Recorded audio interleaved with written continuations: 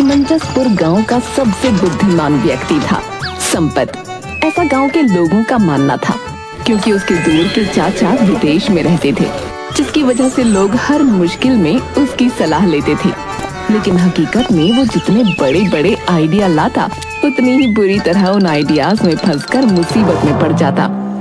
ऐसे ही एक बार बारिश के मौसम में उसने रेडियो पर सुना, भयंकर गर्मी और लू की स्थिति को देखते हुए मौसम विभाग ने एडवाइजरी जारी किया, ज्यादा खतरा हो सकता है। तो अक्लमंदी दिखाते हुए सोचा कि क्यों ना गर्मी से पहले ही इंतजाम कर लूं। अबे अगर छतों पर मिट्टी डाल दे तो घर ठंडा हो जाएगा भाई। वाह, हम घर को शेर की गुफा की तरह बना देंगे यार। संपत ने खुद अपने घर की छत पर 10 बोरी मिट्टी डलवा दी।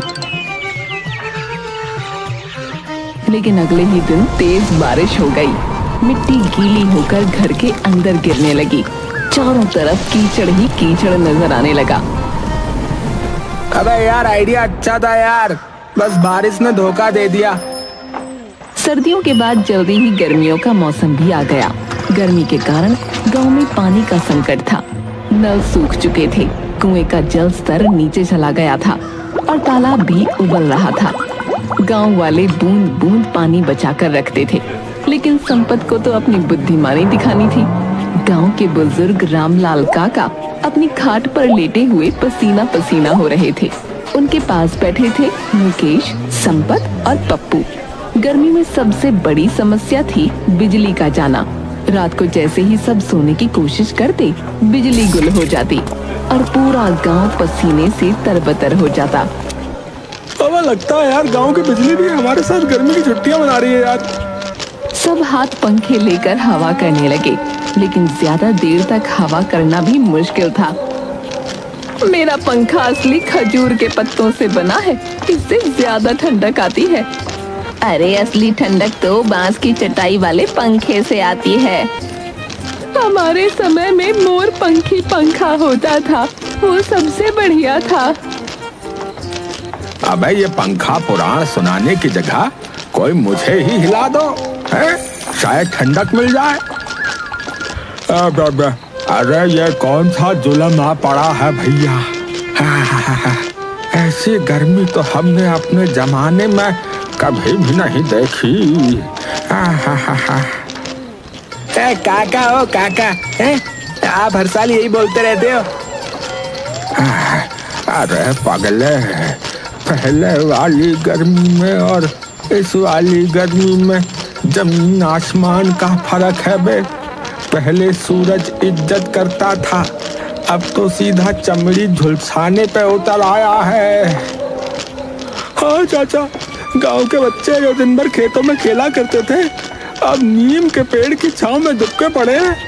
कोई भी बाहर जाने की हिम्मत नहीं कर रहा।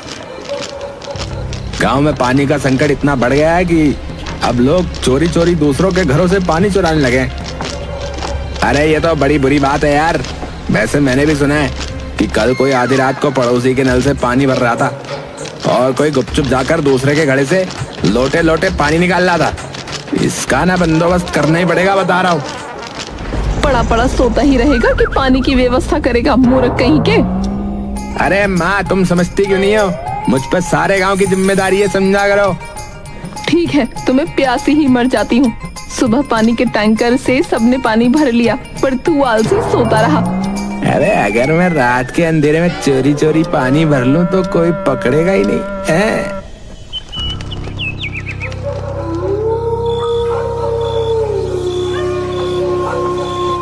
रात के समय संपत दबे पांव मोहन काका के घर पहुंचा, जहां एक बड़ा सा मटका रखा था। उसने धीरे से लोटा डाला ही था कि अचानक संपत का पैर फिसला और वो मटके के साथ खुद भी फिसलकर कीचड़ में गिर पड़ा। अरे कौन है रे? गांव वाले लालटेन लेकर बाहर आ गए। जैसे ही उन्होंने कीचड़ से सने संपत को देखा, उसे चोर समझकर ढूंढने लगे। अरे अरे मोरी भैया, कमर टूट गई रे। अरे ये तो अपना संपत है, तू यहाँ क्या कर रहा है रे? चाची, मैं बस देख रहा था कि आपका मटका जो है सुरक्षित तो है। अबे मटके को देख रहा था या नहाने आया था? हाय दैया, मैंने तो पानी लाने को कहा था और तू नहाने ही बैठ गया। अरे पूरे गांव की जिम्मेदारी है ना मेरे ऊपर। संपत के बहाने सुनकर सब हंसने लगे। आखिरकार संपत पकड़ा गया। संपत की अच्छी पूजा की गई। दूसरी तरफ कुछ ही दिनों बाद ऐसी गर्मी में गांव की बिजली भी कट हो गई। संपत ने फिर सबको समझाते हुए कहा, अरे भाइयों, मेरे चाचा विदेश में है, विदेश में सारी जिम्मेदारी मेरी है। ऐसे मौकों पर विदेशी सरकार के खिलाफ आवाज उठाते हैं। तो देर किस बात की है संपत, चलो आज ही चलते हैं। उसकी अगुवाई में सभी गांव वाले झुंड बनाकर बिजली ऑफिस पहुंचे और बिजली बाबू के खिलाफ नारे लगाने लगे। ए बिजली विभाग मुर्दाबाद मुर्दाबाद, ए बिजली विभाग मुर्दाबाद मुर्दाबाद। लेकिन संपत को जब महसूस हुआ कि नारों से कुछ नहीं होगा, तो निर्णय लिया कि बिजली दफ्तर के बाहर धरना दिया जाएगा। अगले दिन सुबह सुबह गांव की महिलाएं, बच्चे और बुजुर्ग बिजली दफ्तर के बाहर जमा हो गए। ये नारे लगाने लगे, ए बिजली विभाग मुर्दाबाद मुर्दाबाद, ए बिजली विभाग मुर्दाबाद मुर्दाबाद, ए बिजली विभाग मुर्दाबाद मुर्दाबाद। जब तक बिजली आएगी नहीं, धरना यहीं पर जारी रहेगा। बिजली चाहिए, तुरंत चाहिए। धरने पर बैठे लोगों के हाथ में अपने अपने पुराने पंखे थे, जिन्हें वो लगातार घुमा रहे थे, मगर फिर भी पसीना रुकने का नाम नहीं ले रहा था। ऐसी गर्मी तो मैंने अपने पूरे जीवन में नहीं देखी भैया। ये क्या हो रहा है भगवान? अबे भगवान को मत कोस, ये वही गर्मी है जो हर साल आती है, बस इस बार थोड़ी ज्यादा तीखी लग रही है। इस बार सूरज को लगता है किसी ने लाल मिर्च खिला दी है। सभी ठहाका मारकर हंस पड़े। गर्मी से बचने के लिए सबने फैसला किया कि कहीं ठंडी जगह ढूंढी जाए। गांव के पुराने पीपल के पेड़ के नीचे जाने की योजना बनी। सब पीपल के पेड़ के नीचे पहुंचे और जैसे ही बैठे, तभी ऊपर से एक कौवा उड़कर मुखिया बुंदेल सिंह के सिर पर बीट कर गया। अरे ये क्या बदतमीजी है? कौवा भी जानता है कि गर्मी में दिमाग गर्म रहता है, फिर भी शरारत कर रहा है। मुखिया जी, ये तो शुभ संकेत है। कहते हैं जिस पर कौवा बीट कर दे, उसकी किस्मत चमक जाती है। लो, कर दी तुम पर बीट। इसका मतलब अब मुखिया बुंदेल सिंह की किस्मत खुलेगी। बिजली आएगी, भाग्य खुलेगा है भाई। सब ठहाका लगाकर हंसने लगे। लेकिन कुछ ही देर में भीषण गर्मी से धरने पर बैठे सबको ठंडे पानी की तलब लगी। गांव का कुआं सूख चुका था और तालाब में केवल कीचड़ बचा था। हैंडपंप से भी गर्म पानी निकल रहा था। अरे ये पानी है या चाय का उबलता हुआ भगोना? धरने पर बैठे आधे से ज्यादा लोग ही बेहोश होने लगे। तब संपत ने आकर घोषणा कर दी, भैया ऐसा है, गर्मी के कारण धरना जो है ना स्थगित किया जाता है, लेकिन संघर्ष जारी रहेगा, बता रहे। गांव वाले ये सुनकर संपत को कोसते हुए अपने अपने घर लौट गए। बिजली नहीं आई, लोगों को लू लग गई अलग। जब गर्मी से बेहाल गांव वालों को किसी तरह भी ठंडक नसीब नहीं हुई, तब संपत, गोलू, पप्पू और बबलू ने एक अनोखी योजना बताई।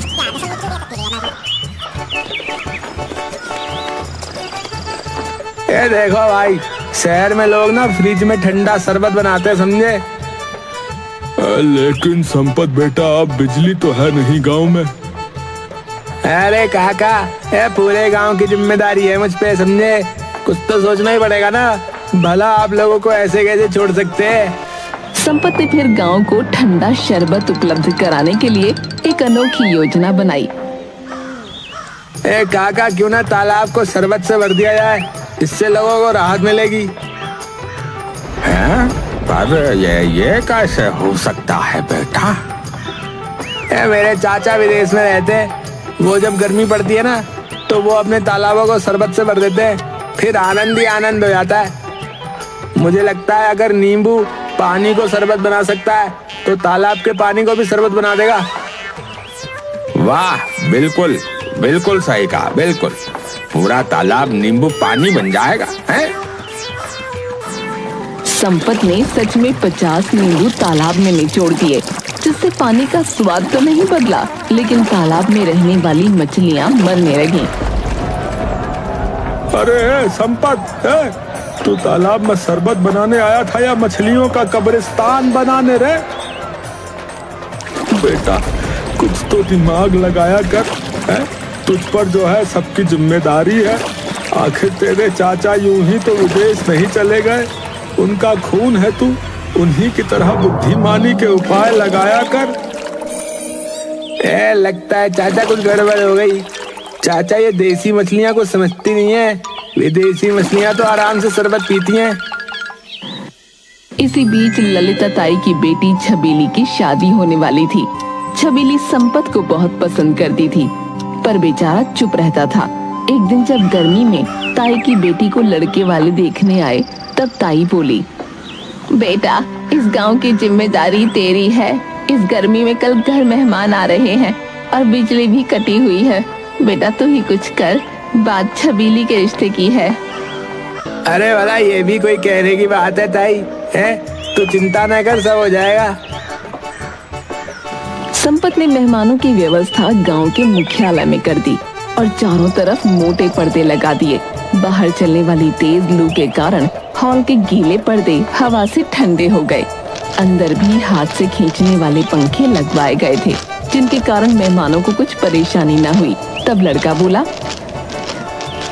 बापू, मैं तो कहूँ कि कुछ दिन यहीं रुक जाते हैं, ठंडी ठंडी हवा में कम से कम सोने को मिल रहा है, वरना ये ठाट अपने गांव में कहाँ है। ललिता बहन, आपने तो मेरे बेटे की इतनी सेवा कर दी है कि अभी तो वो इस गांव में 1-2 दिन और रहना चाहता है। तो फिर आप 1 दिन की और व्यवस्था कर दीजिए, हम 2 दिन में चले जाएंगे हैं।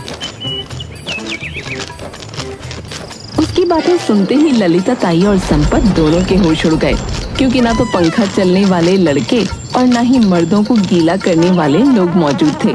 गांव में पानी की कमी थी, इसलिए किसी को भी संपत का ये आइडिया पसंद नहीं आ रहा था। कुछ घंटे की बात कहकर संपत ने सबको मनाया था, पर फिर पूरी रात ये कार्यक्रम करना खेल नहीं था।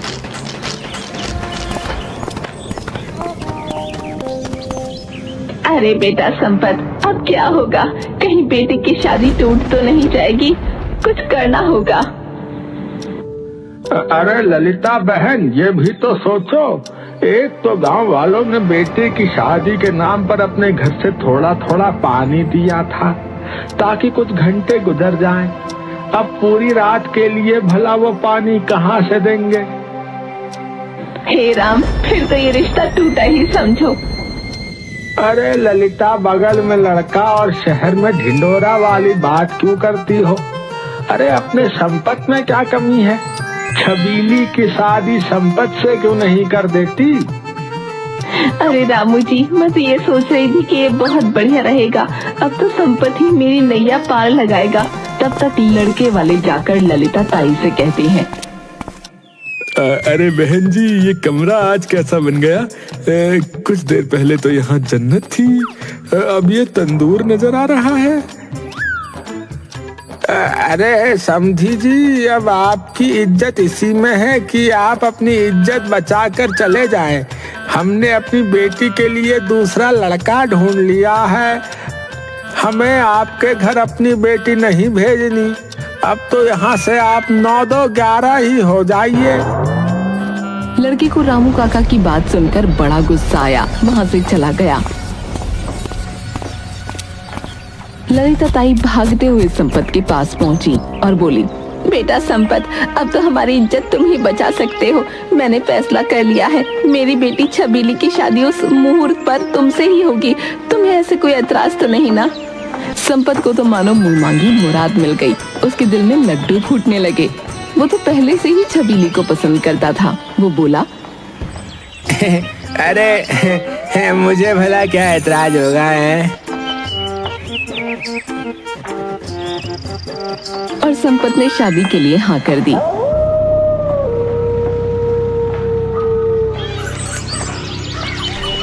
और शादी वाले दिन बारात निकलने से पहले संपत के चाचा ने माथे से पसीना पोंछते हुए गरजते हुए कहा, बारात नहीं निकलेगी, हाँ नहीं निकलेगी। रेडियो में आज दोपहर में 45 डिग्री तापमान का ऐलान हुआ है। ऐसे में निकले तो बारात में हम लोग नहीं बल्कि भुने मुर्गे पहुंचेंगे, बता रहे हैं। हाँ। पूरे गांव में हड़कंप मच गया। दूल्हा संपत चौंक गया।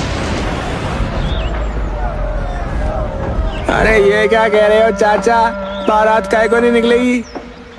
बेटा, हम बारात निकालेंगे तो वापस घर आने के लायक नहीं रहेंगे। इतने गर्म तंदूर में आदमी पक जाता है। बारात तो बारबेक्यू बन जाएगी बेटा। अरे बेटा देख जरा, अभी से इतना पसीना बह रहा है, पहुंचते पहुंचते तो तेरा सेहरा भीग कर लटक जाएगा। गर्मी से राहत पाने के लिए संपत के दोस्त बबलू ने एक अनोखा उपाय सोचा। उसने एक बड़ा मिट्टी का घड़ा लिया, उसमें बर्फ डालकर एक पुराने पंखे के सामने रख दिया। हेलो चाचा, आप ठंडे हो जाओ। अब ये बना हमारा देसी कूलर, अब बारात ले चलो ना। कुछ देर राहत मिली पर नतीजा वही टाए टाए फिर। हलवाई अलग परेशान हो रहे थे। गर्मी की वजह से रसगुल्ले रस में बदल रहे थे और गुलाब जामुन सूख कर काले पड़ रहे थे। मैं तो जाऊंगा, छबीली मेरा इंतजार करती होगी। बापू बारात कैसे नहीं निकलेगी बता रहे हूँ। अरे घन चक्कर ज्यादा आशिक मत बन। हाँ, छबीली अब तक धूप में कबीली बन चुकी होगी। बे आया बड़ा कहीं का। मुझे ही कुछ करना पड़ेगा। हाँ, तू ही बोलता है ना कि सारे गांव की जिम्मेदारी तेरी रहती है, तो इस शादी की भी जिम्मेदारी तेरी ही हुई, समझा? अब बता क्या करें? बुरा मत मानो चाचा, तो एक बात कहूँ, अगर घोड़ी को गीले कपड़े से ढक दे तो शायद वो गर्मी बर्दाश्त कर ले। संपत की बात सबको ठीक लगी। संपत को घोड़ी पर बैठाकर जैसे ही घोड़ी पर पानी डाला गया, गर्मी में परेशान पानी से भीगी घोड़ी बिदक गई और सीधा भाग निकली। कुछ ही दूर पर दूल्हा संपत भी पड़ा नजर आ रहा था और चाचा जी भी घोड़ी को पकड़ने के चक्कर में खुद अपनी धोती को फंसाकर चारों खाने चित्त हो गए। किसी तरह उन्हें घर लाया गया और उस दिन उन्हीं की बात होती रही। अगले दिन सभी औरतें बातें करने लगीं। अरे यहाँ जो कुछ हुआ सो हुआ। बहनों सुना है गांव में पानी की इतनी किल्लत हो गई है कि लोगों को घंटों लाइन में लगना पड़ता है। लेकिन कुछ लोगों ने नया तरीका निकाल लिया, भी नल के पास ही चटाई बिछाकर बैठने लगे हैं। अरे तो फिर हमें देर नहीं करनी चाहिए।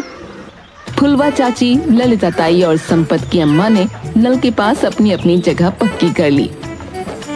सुबह से शाम तक वहीं बैठकर वे नल पर आने वाले हर इंसान की खबर लेती।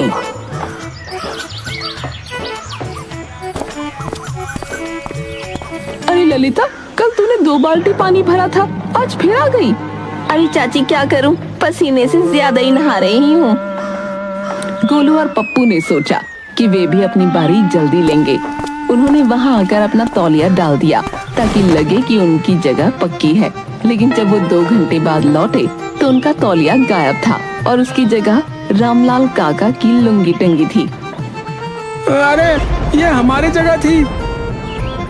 अबे पानी की लाइन में पहले आओ और पहले पाँव चलता है, समझे?